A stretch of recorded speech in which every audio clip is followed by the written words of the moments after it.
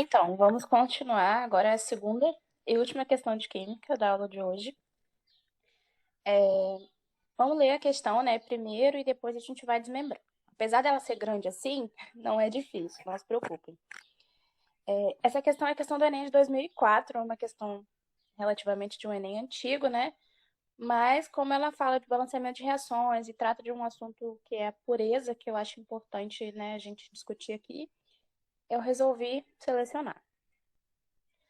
Em setembro de 1998, cerca de 10 mil toneladas do ácido sulfúrico, H2SO4, um ácido muito forte, foram derramadas pelo navio Bahamas no litoral do Rio Grande do Sul. Para minimizar o impacto ambiental de um desastre desse tipo, é preciso neutralizar a acidez resultante. E aí, como que a gente faz isso, né? Para isso, pode-se, por exemplo, lançar calcário, que é um minério rico em carbonato de cálcio, o CaCO3, na região atingida. Então, vamos lá. Um acidente aconteceu, foi derramado ácido sulfúrico, que é um ácido muito forte, né? E por enquanto a gente está só contextualizando a questão. E esse ácido muito forte, ele precisa ser neutralizado. Uma das opções, que foi a opção escolhida para neutralizar esse ácido, foi lançar calcário, que é um minério, é um sal, um minério rico em carbonato de cálcio. A equação química que representa essa neutralização do ácido sulfúrico pelo carbonato de cálcio, com a proporção aproximada entre as massas, é.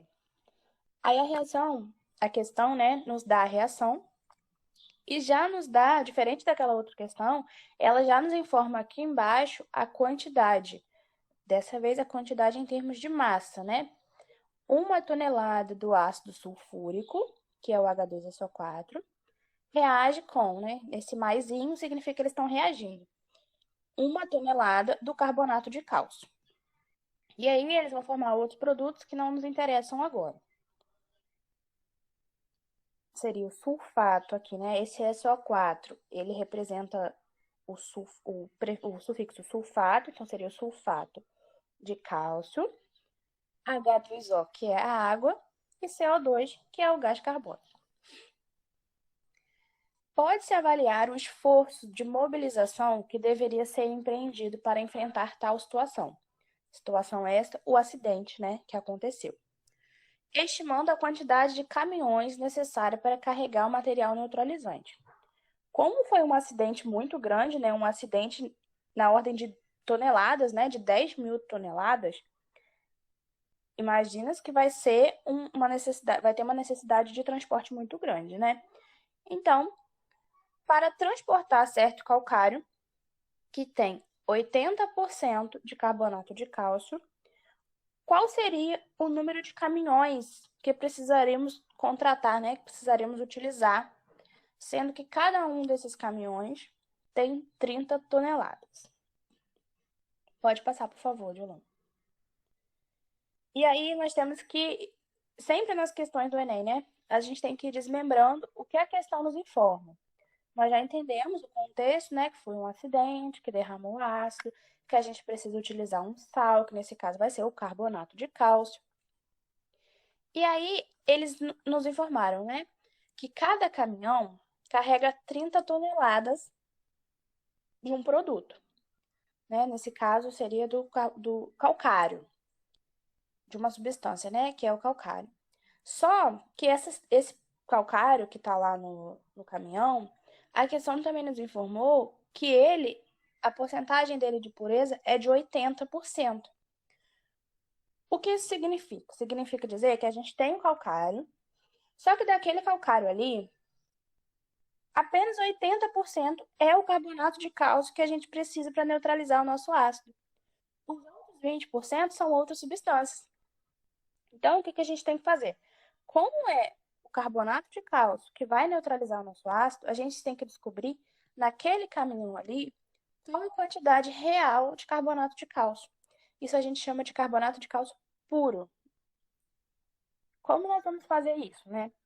30 toneladas que está dentro do caminhão corresponde a 100% da substância.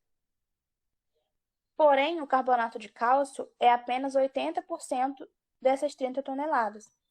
Então, nós vamos fazer essa proporção e aí vamos descobrir que daquelas 30 toneladas que estão ali no caminhão, 24 toneladas são de carbonato de cálcio. Isso, lembrando mais uma vez, em cada caminhão. E aí, nós, como já descobrimos, né, a quantidade de carbonato de cálcio em cada caminhão, nós precisamos calcular quantos caminhões que nós vamos precisar. E aí, como a questão nos falou, né, nós precisamos de 10.000 toneladas. Por que que nós precisamos de 10.000 toneladas? Porque uma tonelada do ácido reage com uma tonelada do carbonato de cálcio.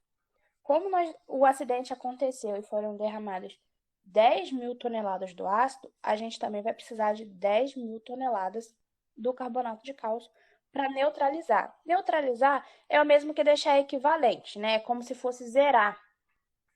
Então, a gente tem que colocar as partes iguais para poder neutralizar. No caso dessa questão, porque é uma tonelada para uma tonelada. Como um caminhão tem 24 toneladas, a gente faz mais uma vez uma proporção, né? Se um caminhão contém 24 toneladas, para a gente transportar 10.000 toneladas, quantos caminhões a gente precisaria?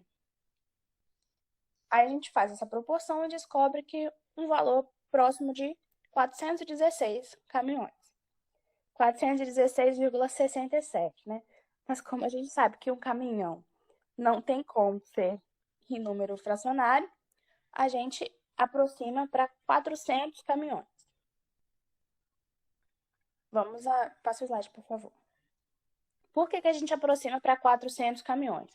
Porque dentre as alternativas, a gente tem 100, 200, 300, 400 e 500. Como o valor que a gente achou foi 416, 416 ele está mais próximo de 400 do que de 500.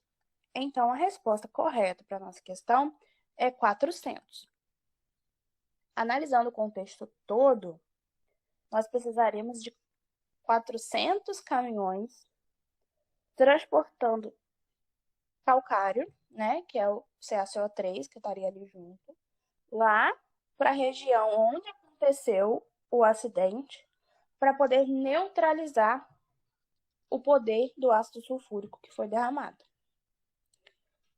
E aí a gente consegue ver a dimensão, né, de um acidente ambiental.